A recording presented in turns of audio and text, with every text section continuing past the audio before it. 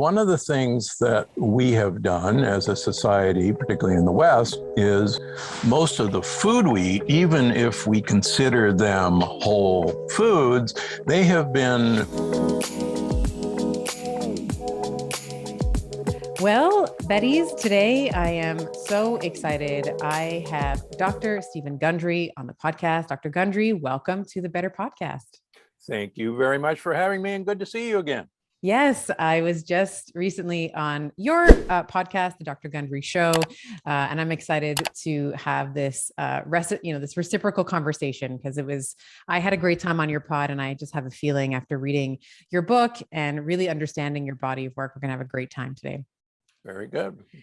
So I wanted to start with your origin story. And I'm a little bit of a superhero nerd. I love, I like the term origin story because I think it talks about superheroes, and you're so interesting in that you are a cardiothoracic surgeon by training. Over you've gone through your schooling, performed over 10,000, procedures, and now you're known as this pioneer in nutrition, subject matter expert on the microbiome.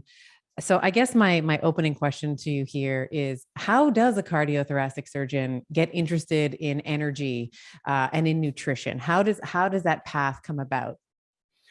Well, so as strange as it may seem, back in the dark ages when I was an undergraduate at Yale University, we were allowed to design our own major. And we would select a thesis, and my thesis was, you could take a great ape, manipulate its food supply and manipulate its environment and prove that you would arrive at a human being. And so that was my thesis. And I spent 4 years researching that thesis and had to defend my thesis and got an honors in it. And then I gave my thesis to my parents, and it's actually up there on my bookshelf. So anyhow, and I went off to become a very famous heart surgeon. And then over 20 years ago now, I was chairman and professor of cardiothoracic surgery at Loma Linda University here in Southern California. And I was famous for operating on people that nobody else wanted to, among other things. And I was confronted by a gentleman who I call Big Ed in all my books, a real person from Miami, Florida, 48 years old, inoperable coronary artery disease. That means his blood vessels were so clogged up that you couldn't put stents in them. You couldn't do bypasses because there wasn't any place to land a bypass. And people like Big Ed would go around the country to various medical centers looking for an idiot like me to operate on him. And he was turned down by five other places. And it took him about 6 months to visit me. And I looked at his angiogram, the catheterization of his heart, and that had been done in Miami 6 months earlier. And I said, well, I hate to tell you this, but I agree with everybody else. I can't help you. I'd love to.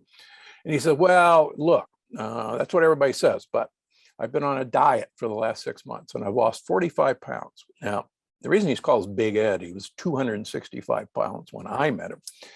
And he says, and I've gone to a health food store and I'm taking all these supplements. And he literally had brought in a giant shopping bag full of supplements. And he says, maybe I did something here in my heart. And I'm scratching my professor beard and going, well, good for you, Ed, but it's not going to help anything, great for you losing weight, but nothing's going to change in there. And he said, well, come on, what would it hurt to get another angiogram? And I'm going, yeah, okay, fine. You came all this way. Let's do it. In 6 months' time, this guy has cleaned out 50% of all the blockages in his heart, gone. And I'd never seen anything like that, never seen it described. And next thing I know, I'm going, tell me about this diet and let me look at those supplements. And as he starts describing the diet, I went, wait a minute, that's the thesis I did at Yale on what our ancestors ate. And I, interestingly enough, was a big fat guy back then, even though I was running 30 miles a week and going to the gym 1 hour a day and eating a healthy, low-fat diet. And I said, I called my parents and I said, hey, do you have my thesis? And they said, oh, yeah. here in the shrine. Eternal flame, you know. Yeah, exactly. So I said, send it up to me. So, and then I looked through Big Ed supplements, and I was famous for keeping hearts alive during heart transplant, during surgery.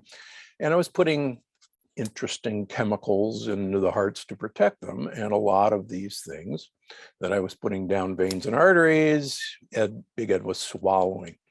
And it had never occurred to me to swallow these things that would protect the heart. And so I started following my program. I lost 50 pounds my first year, and I started putting patients who I operated on my program. And lo and behold, their diabetes would go away, their high blood pressure would go away, their arthritis would go away. And after about a year of this, I looked in the mirror one Friday and I said, you know, I've got this all wrong. Instead of operating on somebody and teaching them how to eat, I should teach them how to eat, and then I won't have to operate on them. Now, for a heart surgeon, that's a really dumb decision, career choice. But I resigned my position and opened a clinic in Palm Springs where I just asked people to be my research project. And we'd get blood work every 3 months that insurance would cover, and we'd send them to Costco or Trader Joe's or the health food store to buy some supplements. And I started publishing my data at the American Heart Association, and then I started writing books about it. And the rest is history. So, you know, what a dumb thing for a heart surgeon to do. But, you know, Hippocrates said 2,500 years ago that all disease begins in the gut. And he didn't have any of the sophisticated blood tests that we have now, but he was absolutely right. And that's confirmed every day that I see patients. And I still see patients actually 6 days a week. I see patients on the weekends. On Fridays, I'm at Gundry MD, my supplement and food company. So I at 71 years old, work 7 days a week, whether I want to or not. And I want to because every day I'm like a kid in a candy store because I get to see somebody who changes their life just with food and maybe a few supplements. It's really fun. It's really interesting. I think that we have a lot of practitioners that listen to this podcast. And I think that there's always like Big Ed for you. Sometimes our patients are our greatest teachers, right? We can go in to school and come out with, I'll call it a little bit of hubris, thinking that we know everything. We have the letters now behind our name, and we have maybe the technical skill, and we've been certified by our board and our licensing bodies. But sometimes our patients, in their own special way, as Big Ed has for you, said, "Hey, you know what? I'm taking these things. You don't have to put them in my veins. Like I can just take them in supplement form." And I also just want to honor for a moment how profound it is and we've had many. I don't want to call them defects, but maybe defects from the allopathic traditional model on the show, where we've had, surgeons such as yourself, practicing medical doctors who felt like there was some kind of cognitive dissonance between their training and what they were seeing out on the field. And I truly, every single health practitioner, irrespective of the letters behind your name, we get into this because we want to help people. We want to, as medical doctors, you want to help your patients. And I think that for you to say, hey, you know what? Maybe financially, not the smartest thing to, give up surgery, because we know how, lucrative and profitable that can be. But I think that it's the honorable choice. And I wanted to just take a moment and express that to you, because it's a huge thing to leave your years of training and the teachers and the mentors and the standards of care that you have to say, hey, you know what, this isn't working for me anymore. I need to create my own path. Yeah, it's interesting. We get to have third-year family practice residents rotate through our clinic for a month. And so they're about, this is their final year before going out into practice. And to a person, number one, they've never been exposed to what I call restorative medicine. Some people call it functional medicine. I don't care. But and they've never been exposed to actually some of the tests that are available. And after a month, they go, oh my gosh, this is what I want to do. This is why I went into medicine. And, this is exciting. And, look what's happening to these people. And wow. And so they go to their advisor and they go, oh, I'm going to do this. And their advisor, they come back, several people in tears. And their advisor says, no, I'm sorry, you can't do that. You've got to see 40 to 60 patients a day for 10 minutes each, and you got to write out, 8 prescriptions. And if you don't, you're never going to pay off your $200,000 medical student loan, and you're going to starve and have a nice day. And literally, a couple of them come back in tears and say, that's not fair. I went into medicine to do this, just like you said. Yeah. Yeah. So hopefully doctors like you are paving the way for permission for this to happen more and more. And in that, I want to talk about the book. So the Energy Paradox is your latest in a series of many wonderful books, the Plant Paradox, Longevity Paradox. And I think it's such an important topic because, and I love your subtitle, it's what to do when your get up and go has got up and gone, because it's so true. Even 30 and 40 and 50, like we are zapped. We have no energy. And it's interesting because we're in a society now where food is, a couple of, Uber Eats, it's in 30 minutes, or you can just hop in your car, run to the, it's not that we have a, food shortage, but we have a energy shortage. So let's start by talking about how we got here. How has our get up and go got up and gone? How have we come to this place? Well, I think there's several factors, but perhaps one of the most important ones is that the way we eat has totally changed. If you look back to my great grandparents, they ate, number one, whole food. They ate their whole food whole. And one of the things that we have done as a society, particularly in the West, is most of the food we eat, even if we consider them whole foods, they have been processed and ultra processed so that we now have bars or foods that consist of simple sugars, simple amino acids instead of complex proteins, and simple fats that instead of kind of arriving at our mitochondria, the energy processing organelles in most of our cells, in a staggered basis, sugars first, proteins second, fats later, they now actually arrive simultaneously. And since I live in the LA area, liken that to rush hour in LA.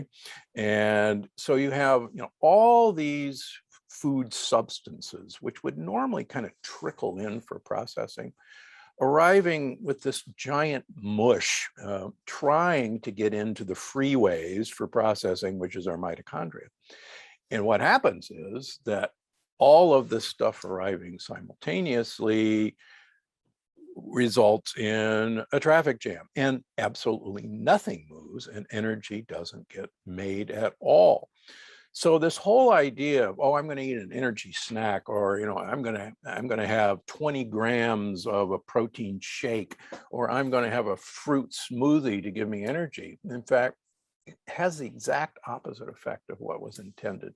And in the book, we go through in a very nerdy way of, here's what happens, here's why this is happening, and, here's how to stop it. So that's number one.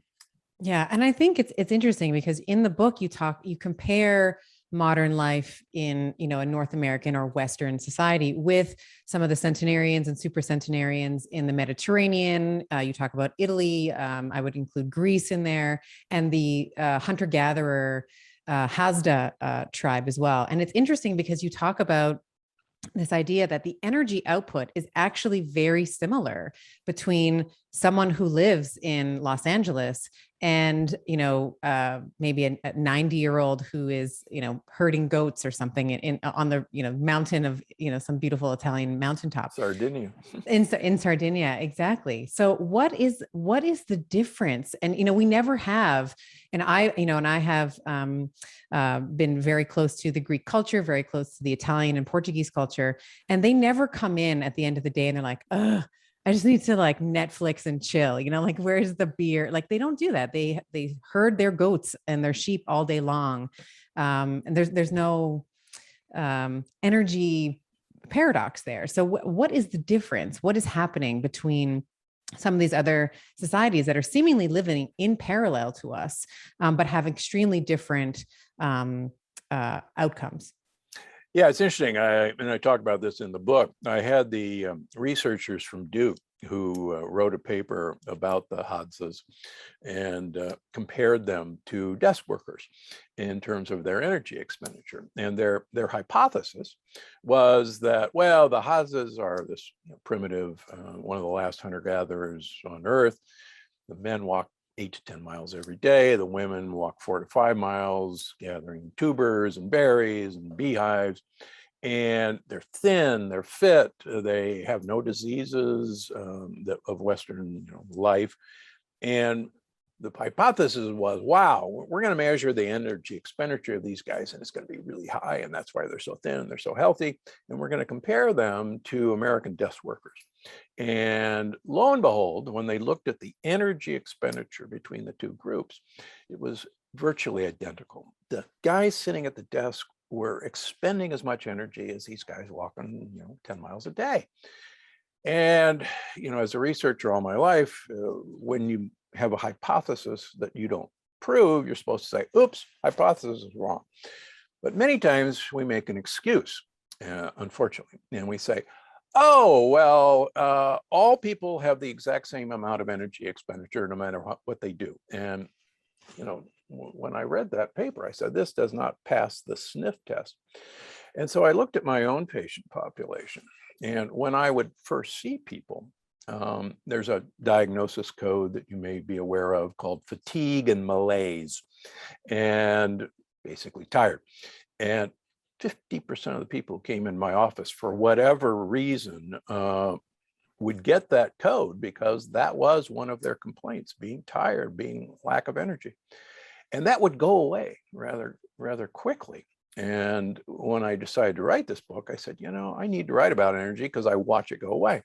So what was happening to these people? Well, when we look at their markers of inflammation, they're always high when we come in. With more sophisticated tests now, we know that inflammation is actually coming from leaky gut. And that is not a pseudoscience anymore. It is a real thing.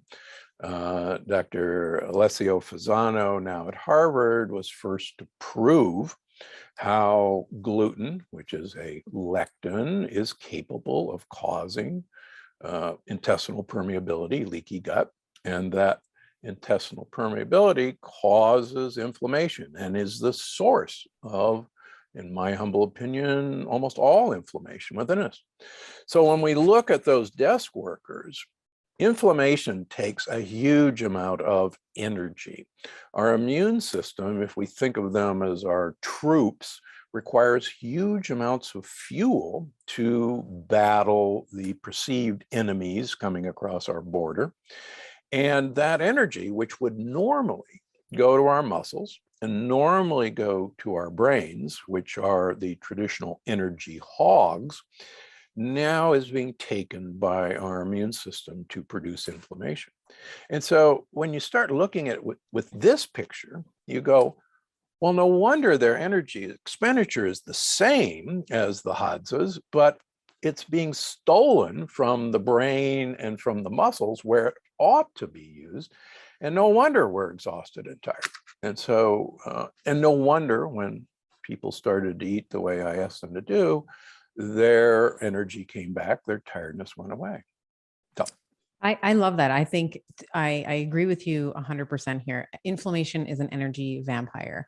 And as you just, so eloquently explained, your substrate, the precursors that might go into creating ATP are now being diverted, as you mentioned, to be able to have these immune systems do their job. And I think that this is, in my book, in your book, it's chapter 2 in your book. And it's, what I was really happy to see that in my own book, inflammation was chapter 2 as well, because before you go down the rabbit hole of sex hormones and candida and, SIBO and virus, you have to deal with the inflammation. And you've already touched on one, talking about, or actually you've mentioned two, the L's that you call them, the 3 L's of inflammation. So you've already mentioned leaky gut, intestinal hyperpermeability. Let's touch a little bit on lectins. I know you mentioned it briefly, but explain to my audience what a lectin is and why we want to be paying attention to these proteins and what's happening. Yeah, so plants were here first. This is a whole other book that you've written, by the way. There's a whole other book, so we won't. We won't go there, but yeah, we could be there forever. Yeah. So plants have a defense system against being eaten. They do not want to be eaten, and they do not want their babies, their seeds, eaten. And they use, among other things, proteins that are called sticky proteins, called lectins, which have been very nicely shown to pry open the spaces between the enterocytes, the lining of our gut. And they are foreign proteins. And our immune system views them as foreign proteins and reacts accordingly. So gluten just happens to be a lectin, but there are plenty of others in most grains. The only non-lectin containing grains are sorghum and millet, by the way. They're present in beans and legumes, but you can use a pressure cooker to destroy the lectins in beans and lentils. They're in the nightshade family. Some of our favorite vegetables, tomatoes, peppers, eggplant, potatoes, all part of the nightshade family. And by the way, so are goji berries. And I hate to break people's heart, but peanuts and cashews are loaded with lectins. So these are capable of really making leaky gut. I just got off the phone with one of my patients earlier today who had leaky gut. We got it repaired, their autoimmune disease that they presented with resolved. And then on their new tests, a number of markers of leaky gut were back. And I went, what the heck? Where's this coming from? And they said, oh, we've been experimenting. My wife and I, we're into oat milk. And we're using oat milk lattes and we're drinking oat milk. And I go, what the heck? Why? Why would you do that? It's on the list. It's loaded. The oats have a lectin that cross reacts with gluten. Your body cannot tell the difference between the lectin in oats and the gluten lectin. And they go, oh yeah, we forgot. I'm so glad we did this test. Bye. And it's that sort of thing. Yeah. So. And then the third L is lipopolysaccharides, or LPS for short. You have a different acronym. You have a different name for them. Maybe you want to explain what LPS is and why we need to be paying attention to this one as well. Yeah, so lipopolysaccharides are the cell wall of certain bacteria that live in our gut, and they're primarily what I call the gang members. There's good guys in your gut and gang members in your gut, and the gang members happen to love simple sugars and saturated fats. And when they grow and divide, they have leftover dead bodies that the cell wall is called a lipopolysaccharide. Now, it's a hard tongue twister. So it's abbreviated LPS, and what I call them are little pieces of shit, because quite frankly, that's exactly what they are. Now, they're not living bacteria, but our immune system actually reads the barcode on this cell wall of bacteria and thinks it's a living bacteria. And the weird thing about these guys is that they can get through leaky gut all by themselves, but they can ride on primarily saturated fat molecules that are in this carrier called a chylomicron, and right across the wall of our gut, where they are recognized by our immune system that starts the inflammation. And one of the sad things that most people, even on a ketogenic diet, are not aware of is that the ketogenic diet done, quote, the old-fashioned way with huge amounts of saturated fats is a really good way to produce inflammation because these little pieces of shit get a free ride into your body. And unfortunately, I see that all the time. And my next book, which we just put to bed actually yesterday, called Unlocking the Keto Code, that's actually part of why most ketogenic diets fail. Yeah, it's dirty keto. That's what I like to call it. It's dirty. Dirty it's like, keto. I always like it's bacon, butter, burgers, and repeat, Yeah, right? Yeah. Yeah, that's great. So let's talk a little bit about the microbiome in general. This is what you are very well known for. And I want to also parse this with a discussion around the mitochondria, because I don't think we can have a conversation around the microbiome and the body in general without touching on that. But you talk about this and related to healing the microbiome. So we have leaky gut, we have lectins, we have LPS. All of them are eroding these patches or the tight junctions of the endothelial lining, the enterocytes. And you talk about this fiber paradox, which I think is, and talking about keto, I think this is a great time to bring it up around talking about different types of foods that we can use that are very keto friendly, but will help to attenuate some of these 3 L's that we've been talking about. So talk to us about what the fiber paradox is, and then how we can, in a solution-oriented way, begin to, select certain types of fibers for their properties in gut healing. Yeah, it's interesting. There was quite a famous English surgeon by the name of Dennis Burkitt, who was a colon surgeon, and he went on a mission trip to Africa, wanting to go help the Africans with their colon needs. And when he got down there, he was shocked that there wasn't any colon cancer to operate on, and there weren't any hemorrhoids to operate on. And he's going, well, what the heck? What am I doing down here? And he was curious, and he says, well, why isn't there any colon cancer and hemorrhoids? And he started following these tribes back in the bush, and they had giant poops, and he just became obsessed with these bowel movements of these Africans living in the bush. And he says, oh my gosh, why are these poops so giant? And he started looking at what they were eating, and they were eating all sorts of fibrous foods, tubers. And he says, wow, it's the fiber that these guys are eating that are making these giant poops. And I think it's the fiber that's not having colon cancer and hemorrhoids. So he gets back to England, and he says, I've discovered why this has happened.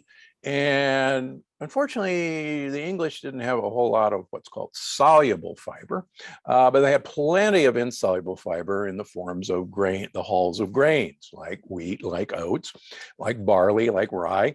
And he says, fiber is fiber.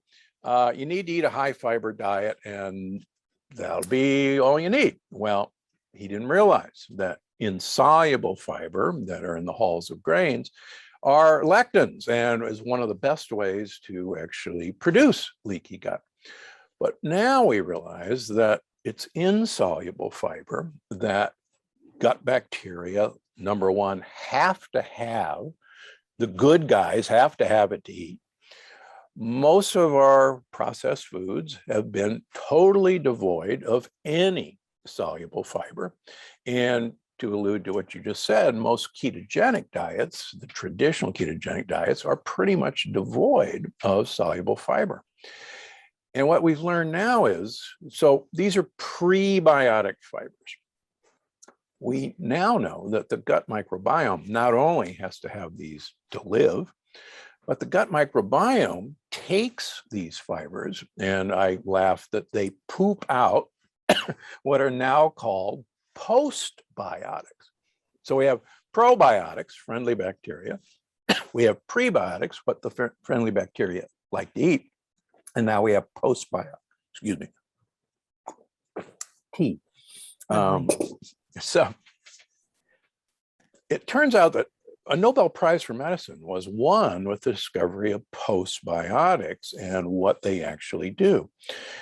And there is a language that's been discovered between our gut microbiome and our mitochondria and our brain that is literally a communication system that are postbiotics. And these are short chain fatty acids like butyrate, for instance, and acetate, and also gases. And these gases are embarrassing farts, if you will, but it turns out these gases are not just embarrassing byproducts. They actually are how the microbiome communicates to us and actually, if you will, controls what happens to us. And a lot of people do not like the thought that the most advanced organism in the world, supposedly us, can be controlled by one cell organisms. And I'm sorry, get over it. Our fate is intrinsically tied to the fate of our microbiome. And the sooner we realize that, like Hippocrates did 2,500 years ago, the better off we're all going to be. Yeah, we are just but a container. That's right. We are just a container for our microbiome, truly. Yeah, I love what you're saying. It was so interesting to me to read. So I've always been a big proponent of butyrate, and you were talking about your new book. I'm very excited to read it. One of the things that I have often noticed is people can't stay on a ketogenic diet, this sort of mono diet, for a long period of time. And it's around the 2 or 3 week mark, they're like, it doesn't matter how many fat, I just need a carbohydrate. And that's this distress signal coming up from the microbiome saying, we're starving, we've had no fiber, we need you to have some carbohydrates right now. So it's been shown to be a very powerful attenuator of cravings, and so that might be good in terms of a clinical application of keto, but you go into a lot more detail in the book and talk about how it's a primary fuel source for our colon cells, how it signals these anti-inflammatory pathways. It, helps with sleep and reparation of the gut line. Like, you go into all of this detail, which I think is so fascinating. And one of the things I learned from your book was this idea of gasotransmitters. So let's talk a little bit, the uncouth, the uncivilized. Let's talk about hydrogen sulfide, methane. Let's talk about those and the role that they play in the microbiome and its health. Yeah, like I say in the book, I want people to step on the gas. And we, in some cultures, particularly in the Middle East, it is a sign of respect for the chef to actually break wind at the table. And we've got to get away from the idea that these are just unpleasant side effects. And so there's an entire science now of gasotransmitters. Hydrogen gas, for instance, the smallest molecule there is, the most diffusible gas there is. Hydrogen sulfide, the rotten egg smell. And I talk about it in the book, there's some actually phenomenally interesting papers that hydrogen sulfide in the right amount may actually prevent atherosclerosis. And we used to, when I was in medical school, we were all taught that hydrogen sulfide is a toxic gas, sewer gas. And it's true that you could kill somebody with hydrogen sulfide. But what we've learned about all of these. Well, you can also kill someone with oxygen. Exactly. You can right? do it. So. But yeah. So these are hormetic gases. And there's a hormetic curve. That which doesn't kill me makes me stronger. And so hydrogen, I think there's a phenomenal study out of Japan, which I think really can help us understand how important this is. They looked at people with Parkinson's in Japan, and they looked at their microbiome, and they found that their microbiome was unable to produce hydrogen gas. And they compared that to normal people's microbiome, and they found that, sure enough, they produced hydrogen gas. So in a series of experiments, they gave Parkinson's patients hydrogen water, which is hydrogen gas dissolved in water. And I make a tablet of Gundry MD that you can do that, but plenty of other people do too. But so they gave them hydrogen water, and lo and behold, their Parkinson's symptoms got better just by the exposure to hydrogen. And hydrogen is an incredibly important component of the electron transport chain in making ATP. And it's like, son of a gun, we need the hydrogen produced by our microbiome to make our mitochondria work properly. And if it's not around, guess what? The mitochondria in your brain are going to falter. And wow. So we now have hydrogen gas, we have hydrogen sulfide, which requires sulfur molecules. And that's why, by the way, all these cruciferous vegetables are so important for energy production. And they smell up your fridge if they've been there for too long, but that's the sulfur in it. That's the sulfur in it. Yeah. And we joke, we're a carbon-based life form, but sulfur could actually, there's probably a sulfur-based life form somewhere in the world. It can substitute perfectly for carbon. And sulfur is, if you don't have enough sulfur in you, you're going to sputter to a stop, but that's a whole nother subject. So, hydrogen sulfide gas. Methane, it turns out, is actually an incredibly important gas in our body as a messenger. It's not greenhouse gases. It could be, but not for us. And what's really fascinating is that there are numerous other gases that we're just now beginning to figure out how they work. For instance, carbon dioxide. It turns out the carbon dioxide isn't just exhaled gas, but its level has really important effects on how neurons function. And I talk about that in the upcoming book. So that's why, just as a tease, breath work, breath holding is actually probably really good for heightened consciousness. Let's just put it that way. And it's the effect of carbon dioxide. And, really one of the things I will often tell my patients is we breathe out most of our fat. Like when you are losing weight or you're losing adipose tissue, which is the weight you want to lose, you don't want to use muscle tissue or organ. This happens through this respiratory exchange. So yes, love everything that you're saying here around that. And I can't wait for your next book. You have to come back on the pod for the next one. All right. So in March, let's talk a little bit about the mitochondria. We've been dancing around it a little bit, talking about how these signaling molecules, or when we eat these processed foods, we get this like 403, like we get the traffic jam on the highway. And of course, we know that, or most of us may recall from high school biology, that mitochondria are the primary, we call them the battery packs. They make our adenosine triphosphate, which is energy. And we've been talking about some of the things that affect them. But what I think you've done so well in the book is explaining some of the mechanistic consequences of things like oxidative stress, inflammation. And what I'd love for you to do, if you can, is to explain how our mitochondria respond, because they're not just these little mindless ATP producing generators. They're also sensing the environment. They're talking to each other. And when we see things like chronic fatigue or fibromyalgia or burnout, often what we also see is things like ATP leaking out of the mitochondria, this purinergic signaling where the mitochondria are talking to each other and like, hey, this is danger. Like, this is not a good environment to producing energy. We need to shut down. Can you walk us through a little bit about what happens to the mitochondria when it's under too much inflammation and stress? Yeah,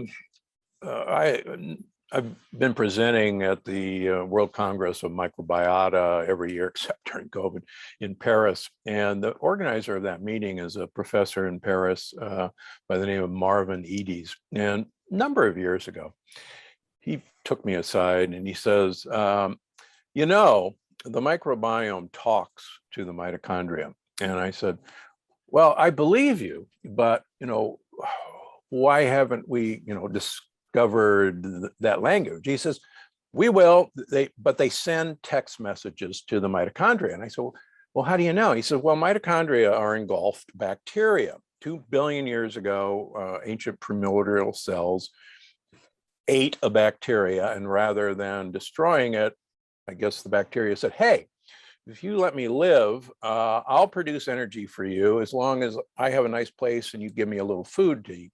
Deal?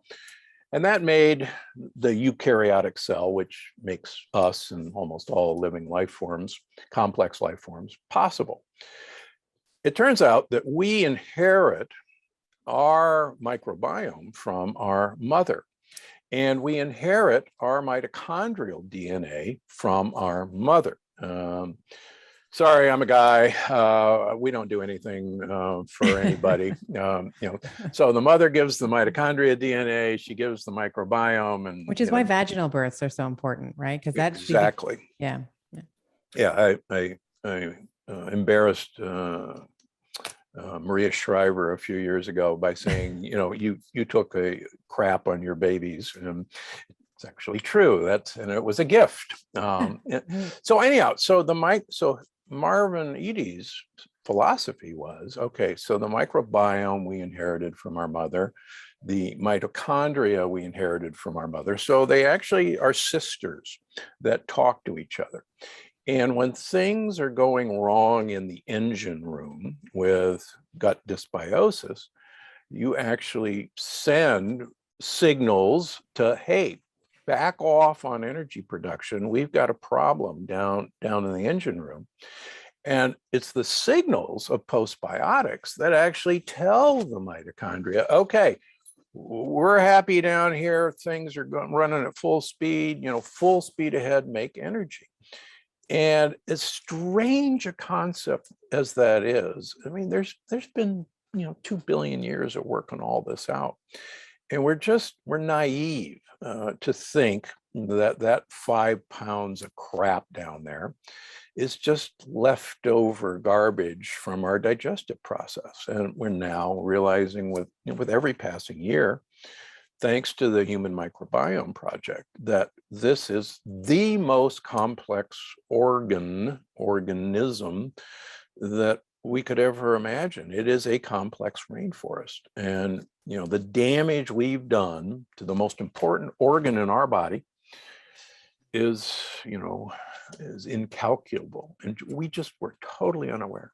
So, and so the gasotransmitters are the text message, essentially. Yeah, it's the text messages. Yeah.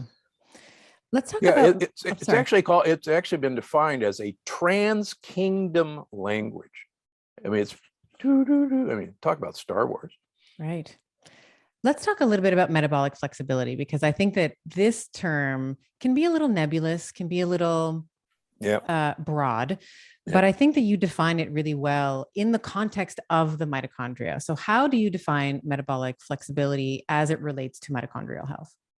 Okay, so normally the mitochondria can produce ATP using 3 substrates: glucose, number 1, sugar, amino acids, proteins, and free fatty acids and or ketones. And for the moment, we won't differentiate between the two.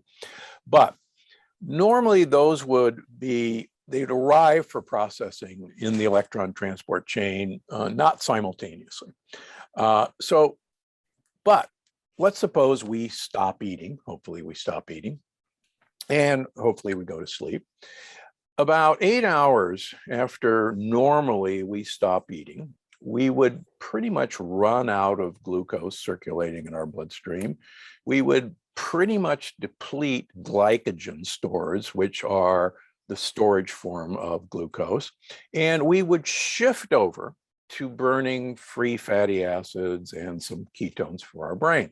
And these would be liberated from our fat cells as insulin would fall after we stopped eating.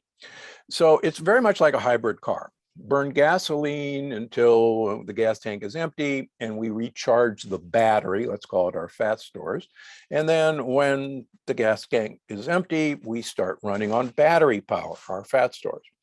And the ability to shift from burning sugar or protein to burning free fatty acids should actually happen on a dime as soon as insulin levels fall.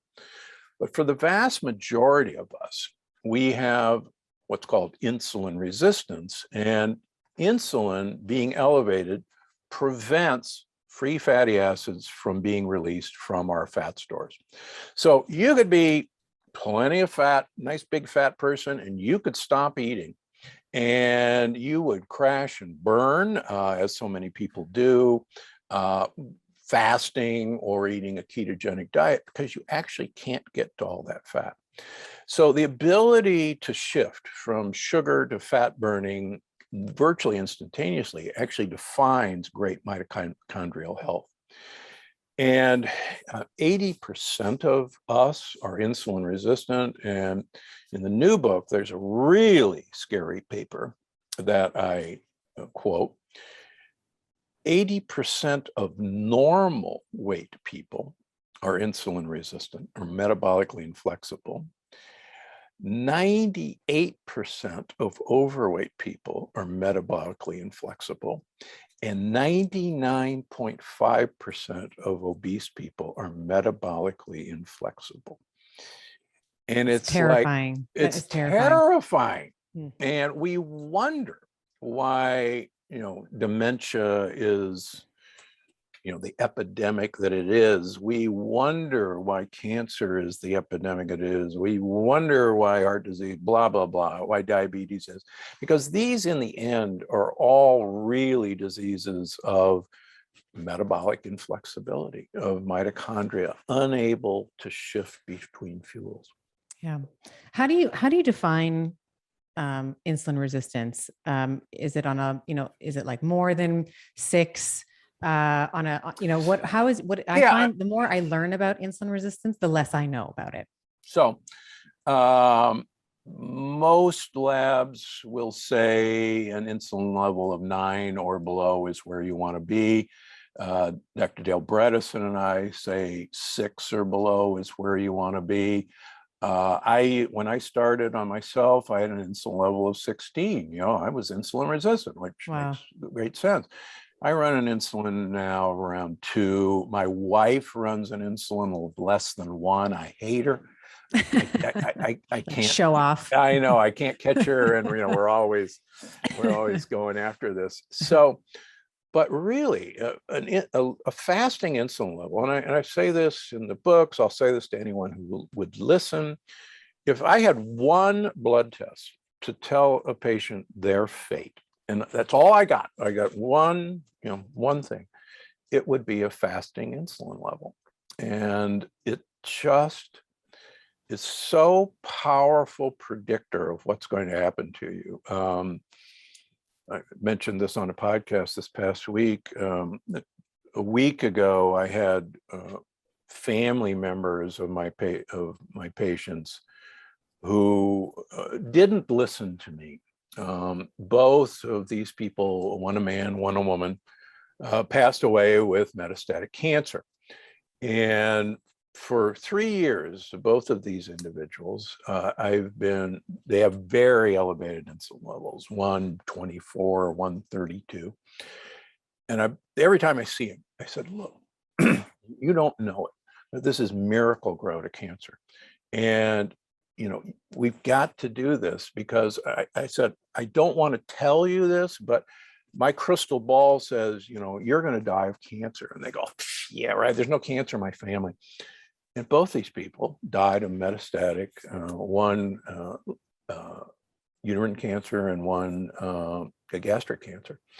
And by the time, it was too late. They both failed chemotherapy, blah, blah, blah. And that's another story. But so the family members were in the office and going, if only they had listened to you. I remember you telling them that this was their fate. And so anyone who will listen, get a fasting insulin level and pay attention to it. Insulin is elevated when you're eating too much simple sugars, too much fructose from fruit or high fructose corn syrup, and quite frankly, too much protein. We eat too much protein in this country. So it's interesting too. I find, you mentioned before, people you can be on the path to insulin resistance and have a normal, you don't have to be obese. Correct. And you could have a normal, BMI. And if you're looking, for example, at this fasting insulin, or even I like to look at postprandial glucose. So I will, they'll eat a meal and then we look at their glucose, 30-minute intervals for about 2 hours. And you can see, and that's why CGMs, like a continuous glucose monitor, I'm a big fan of, because you can see how hard your beta cell, your pancreatic cells have to work to bring that glucose level back down. And one of the, from my understanding, and I sort of geek out on insulin resistance, like I mentioned, the more I learn about it, the less I feel like I know. But what we seem to understand about it is that insulin resistance happens in the muscle first. Now, you mentioned the brain, big glucose gobbler, and also just by mass, the muscles are also a very big glucose gobbler. But if you have insulin resistance, if you're not active, you're not that could be that non-exercise activity thermogenesis, like the walking. We were talking on your podcast, like going for a walk to dinner and back and getting the cappuccino, like just having this general walking, or things like resistance training. Your muscles are also going to be, they have a GLUT4 receptor. That is an insulin dependent process. They're going to need, if they become insulin resistant, then all of a sudden you have this big glucose sink that's not listening, not listening to insulin. And some of the studies that I've looked at have been able to show that even just one resistance training session has been able to almost completely reverse the resistance that they see in the myocyte, at the insulin receptor on the muscle cell, which I think is like fascinating, and why not everybody is lifting weights or having some kind of where we're moving big muscles, after a meal. That's I know you and I have talked about this before. That's one of the best things that you can do to control your insulin sensitivity, is move the glucose into the muscles, because then they don't leave after they're there. That's right. Yeah, I tell patients that glucose is basically a salesperson that is trying to sell glucose primarily to muscle cells. Mm-hmm. And it literally knocks on the door and says, "Hey, this person ate some great sugar, and open the door. I want to sell it to you." And the muscle says, "I'm full. I couldn't eat another bite. Go away." And glucose, insulin doesn't take that laying down and comes back with 10 of its friends with a battering ram and said, "No, you're going to take this." And the muscle says, "No, there's not any room in here. Go away." And so insulin says, "Well, look, I've got to get rid of this sugar, and this person is going to thank me. I'm going to store it as fat. And the more my insulin goes up, the more fat I'm going to store, because someday there's going to be a famine, and man, I've got your back, I've got you covered." But the problem is, as I found out when I was insulin resistant, the higher your insulin level, the easier it is to make fat out of the food you eat. So I could look at a piece of chocolate cake and gain weight. And so many of my patients, they feel that way. And it's literally, "Oh, I ate like a bird, and but I keep getting fatter and fatter." Well, it's because we have this elevated insulin level because our muscles aren't hungry. And so you're right. If we exercise them, they go, "Oh, yeah, I'm starving to death. Here, come on, doors wide open." Yeah. That's why my wife's, insulin level's less than 1, and her muscles go, "Oh, yeah, come on, right. I'll take everything you got." And, I've heard you on other podcasts talk about fasted workouts. This is one of my favorite ways to work out. I find when I eat, I've tried it both ways. When I eat, I often feel like I have a brick in my stomach and I can't concentrate on what I'm doing. But just in terms of the metabolic advantage, I think that it gives you, you're able to deplete some of the glycogen stores that you have. You're able to tap into the adipocytes, as you're saying, and then your own body, like, talk about an amazing design that we have. Like, thank God I wasn't in charge of design, because I would have never, we can make our own glucose, like you can take the fat, cleave it, and then the glycerol can become, glucose as well. Sure. So I think, absolutely resonate with what you're talking about here in terms of insulin resistance. And just in the, remaining time that I have with you, I wanted to talk about, in the book, you talk about these 7 deadly energy disruptors. So you have a whole program in the book, which we're not going to get through today. You have to buy the book to kind of get through that. But let's talk about these energy disruptors and how those can impact the mitochondria, as we've been saying, this, maybe insulin resistance and some of these, the oxidative stress and the poor microbiome. What are some of the things that we need to be looking out for in our everyday life that can be affecting our capacity for energy production? Well, maybe we'll just do a couple today. So broad spectrum antibiotics, not only broad spectrum antibiotics have only been around for 50 years, and they were miraculous when they came out. I remember I was in medical school. And the problem is we did not know that not only do broad spectrum antibiotics kill all bacteria that we think about, they kill our microbiome out. And we still to this day use huge amounts of broad spectrum antibiotics to treat the common cold or a scratchy throat. Viral infections. Yeah, viral infections. Yeah. And guess what? They don't work, folks. But Yeah. but our animals are still fed huge amounts of antibiotics. The largest amount of antibiotics use in the world still is to raise animals, get them bigger and faster. And those antibiotics are in the flesh of these animals. And even there's been some very interesting detective work looking at chickens. Are supposedly it's illegal to give them antibiotics, but in some studies, over 60% of free-range chickens still have antibiotic residues, and there's a clause from the FDA that no, you can't give chickens antibiotics, but if the vet, who of course is hired by the big ag company, thinks there's one chicken who might have an infection in a flock of 100,000 in a warehouse, you can give antibiotics to the entire flock because he thinks there's one chicken that's got an infection. And of course, it makes them grow faster. Anyhow, so antibiotics decimate our microbiome and they don't produce the postbiotics that keep our mitochondria going. The second thing I think is really important is non-steroidal anti-inflammatories, NSAIDs, like Advil, like Aleve. Scarily, the drug companies knew that these cause holes in the wall of the gut. And they were once prescription only, and there was a black box warning that they could only be used for 2 weeks because they were so dangerous. Now we pop Advil and Aleve like no get out, and it's like swallowing a hand grenade and producing leaky gut. And in the new book, I actually reveal why that happens, but I won't tell you today. Proton pump inhibitors, the antacid drugs that are so popular, like Prilosec, Nexium, and Protonix.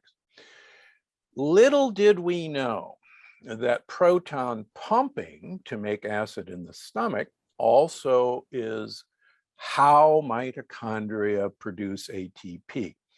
And they pump protons across the inner membrane of the mitochondria. Little did we know that proton pump inhibitors prevent proton pumping in our heart muscle and in our brain. And that's why people on long-term proton pump inhibitors have a very high incidence of congestive heart failure and memory loss, all because we're actually blocking the mitochondria from doing their job. And that's why there's still a black box warning on all of these drugs that you should never take them for longer than 2 weeks. And I see people on them for 10 years. Oh, right. Don't worry about it. Yeah. Your honesty and your transparency reminds me of a conversation I had with Dr. Robert Lustig. He talks in his book, Metabolic. His through line is feed the liver, protect the liver, feed the gut. And he doesn't give, just like you, is very, very happy to call out drugs that are going contrary to that philosophy. And I appreciate your honesty and your openness here. And I know you talk about fructose as well. That's one of Dr. Lustig's, main through lines. He talks about human foie gras, and you've been such a wealth of information. And your wisdom is just profound, and your energy, that you're seeing patients 7 days a week by choice, not because you have to, but because you want to, and you have this, servant's heart, I would say, is just goals, I think, for many of us in our 30s and 40s and beyond. So I think that everybody should pick up a copy of this book, but beyond the book, where can people find out more about you, more about your work? If you're accepting patients, what that might look like. Yeah, I have a phenomenal physician assistant that we keep the doors open, and yeah, I see patients 6 days a week. We still see patients. You can go to drgundry.com. You can go to my supplement and food company, gundrymd.com. You can find me on the Dr. Gundry podcast, wherever you get your podcasts. I've got 2 YouTube channels, Instagram. You can find me. If I don't appear as a email every morning, I've not done my job properly. Hopefully it's easy to find me. Find the books wherever books are sold, but please, please, please go to your local bookseller. COVID has destroyed them, and they need all the help we can give them. So if you can, go to your local bookstore. And I'll make sure that all those links are in the show notes for people. And let's just keep this an open loop, and we'll bring you back in March when the next book's out. Really, really enjoyed our conversation today. Great. And if folks like the current books, wait till you see the next one. I'm so excited about it. I can't stand it. Okay, so enough of that. Wonderful, wonderful. Thank you so much, Doc. All right. Dr. Stephen Gundry is the video that's coming up next for you. Just click right here. We're talking about the microbiome, energy, postbiotics, mitochondria, and how to get your energy back. Continuous ketosis, 24 hours, 7 days a week, 365 days a year is really dumb.